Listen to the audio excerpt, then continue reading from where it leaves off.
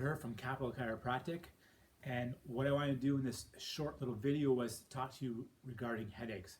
Why am I talking about headaches? Because this is one of the most common problems I see in our office, particularly among women. I see many people suffering with headaches. So what I want to do, I quickly go over 5 headaches, different types of headaches, and why we see some of them in our office. Well, the first headache is one of the most common, what we call tension type headaches. And what I hear from patients is, you know what, typically, doc, I felt some pressure in the back of my neck and it started to come back up, and then it got worse throughout the day and turned into a really massive headache. Then we have 2 migraines. These are a little more severe. They can affect someone's vision. Some people will get nauseous. If they get really severe, they'll start to vomit, typically one side, and not very pleasant for people, okay? Number 3 is the cluster type headache.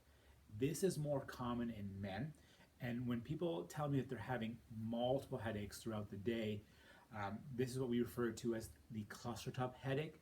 And then we have chemical headaches. So what's a chemical headache? Well, these can be some of the headaches that you wake up with a Saturday after a good Friday night, but these are induced due to chemicals, so such as alcohol, lack of water. So if you're dehydrated, it can cause a chemical headache, and then even changes in your blood sugar levels, and that can also create headaches.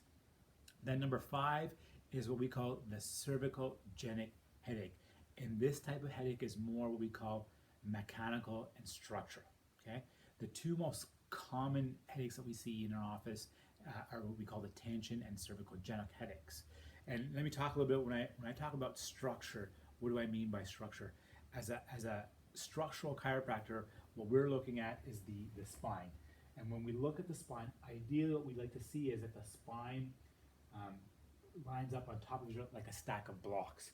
So especially up in the neck region, when the vertebrae will shift or misalign out of proper position, what can happen is it can put pressure directly on the nerves, and especially the blood vessels. And right up at the top, we have the blood vessels that go up and supply the scalp and into the brain. So when there's pressure on that, insufficient blood flow can create these cervicalgenic type of headaches.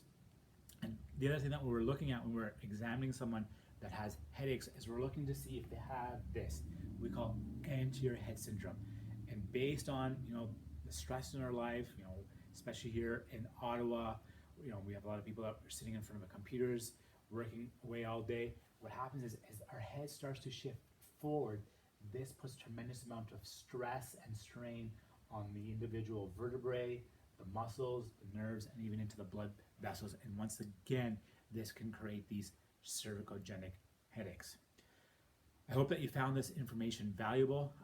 If you found this post useful, share this on your timeline. Maybe you have a friend or a colleague that's been suffering with headaches, is looking for a little bit of information. If you have any questions regarding headaches or chiropractic in general at all, post your questions below, and what I'll do is I'll do my best to get back to you and answer those questions. Thank you, and you have a great day.